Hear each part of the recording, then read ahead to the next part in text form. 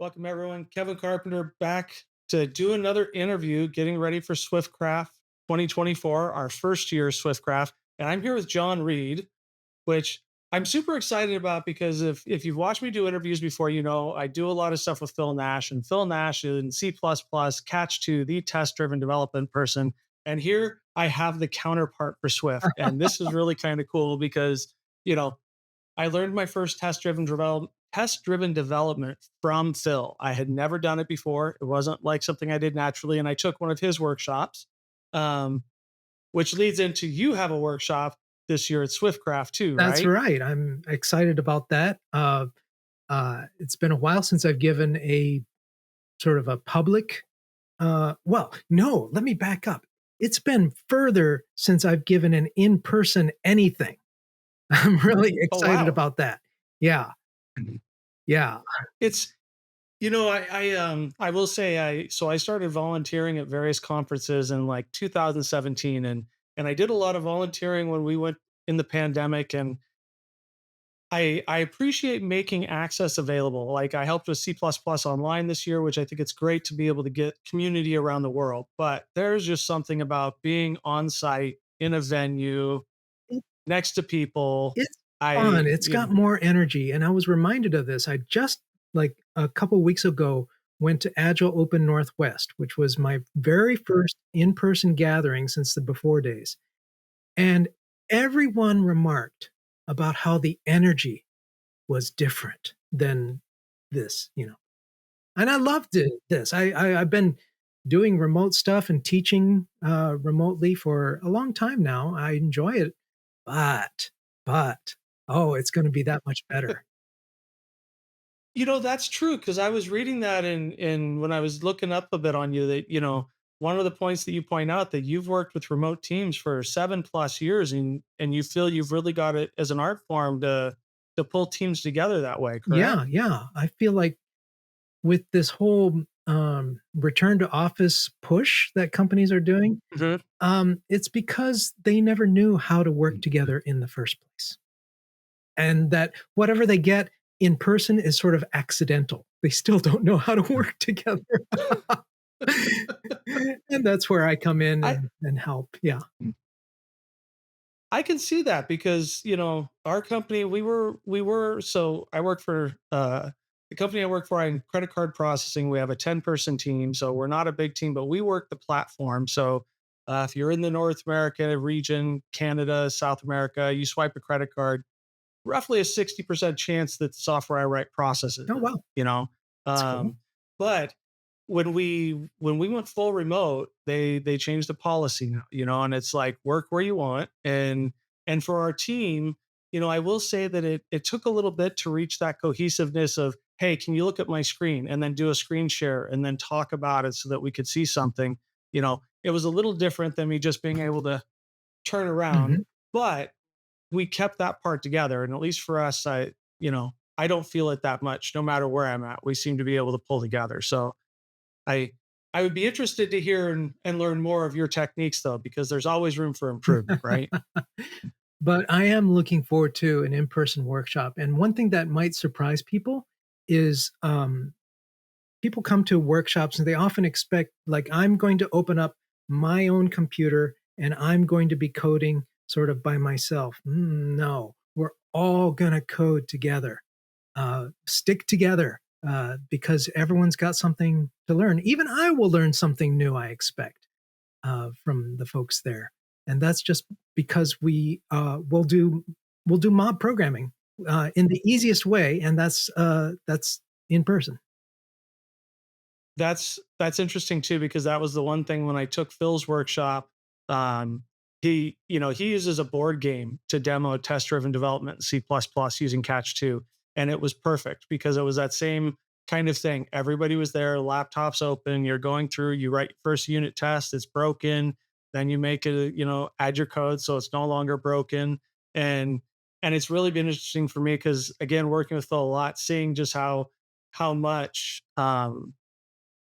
yeah, I think he's your pair in C++ because the talks and stuff are incredible. And I was looking at, your quality code website, and the talks you produce are really well Oh, done. thank I'm you. I'm looking forward to learning more because Swift is new to me, Mhm. so I have a long way to go. Swift is a funny beast, because it's Apple's turf, so to speak. And so in my talk on Friday, part of what I'm going to be addressing is like, so, if this is Apple's turf, what do we get to do as far as like tooling, and particularly from the perspective of a software crafter who is concerned about fast feedback, test driven development, and that kind of stuff. It can seem like a hindrance to have Apple holding all the cards. I'm going to suggest that they don't.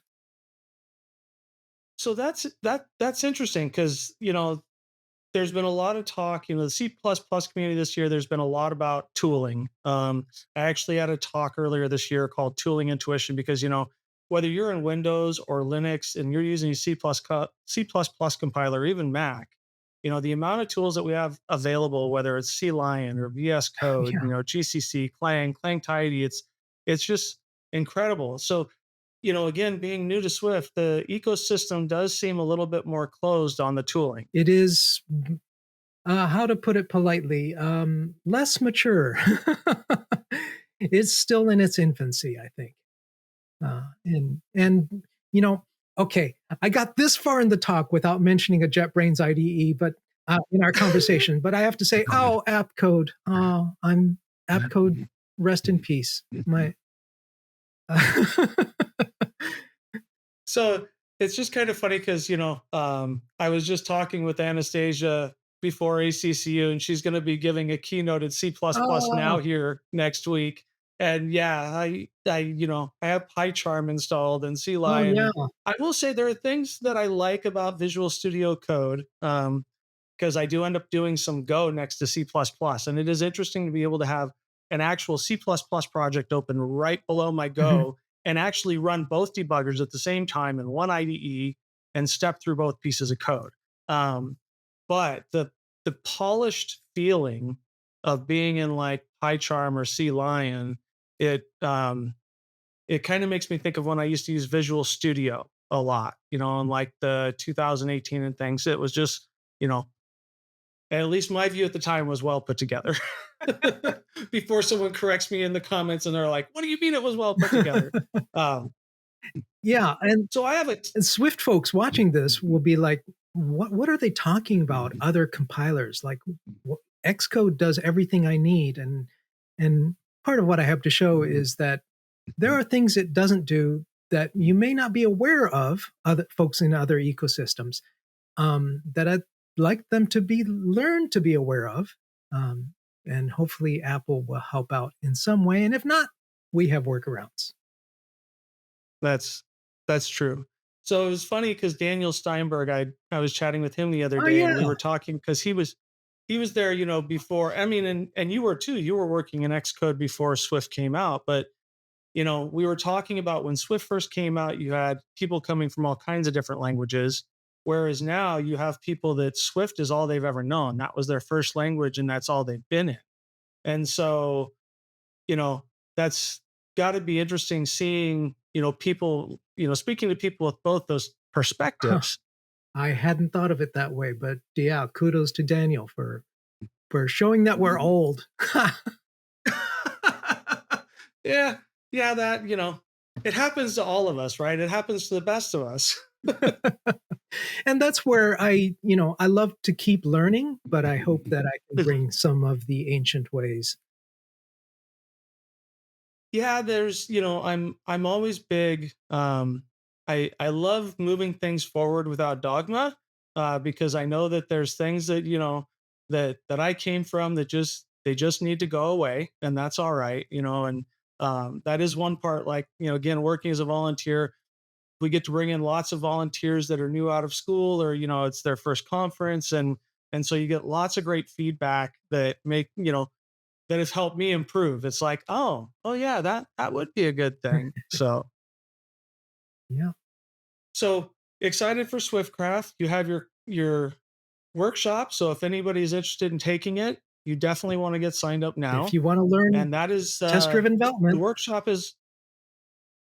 Yeah, test-driven development, hands-on workshop sounds to me like the perfect complement to what I took in C++, plus plus, and then your State of the Union on the Swift tools. Yes, that is, my tongue-in-cheek, pretentious title because Apple calls, all of their, it's basically their keynote addresses at, their developer conference, something, something State of the Union, especially the platform State of the Union is something everyone is very keen about, and so it's very pretentious of me as a non-Apple person to put that, as the title of my talk, but I'm gonna do it anyway. Hopefully, it just means we're gonna load the room with people because I'll be excited to see how that plays out. It should be fun, I'm looking forward to it. I am too. John, I appreciate your time today. I look forward to seeing you in Folkestone here, just a little over 3 weeks Ooh. away, um, and for me being in Arizona, getting out of what, when I'm going to Celsius will be 39-degree weather, and back to something a little bit cooler. All right, and yeah, I'll see you and, looking forward to rubbing shoulders, so to speak. Okay, maybe not quite that close, but rubbing elbows, Yes. with folks again. I'm excited about Thanks, John. Have a great weekend. that. Alright.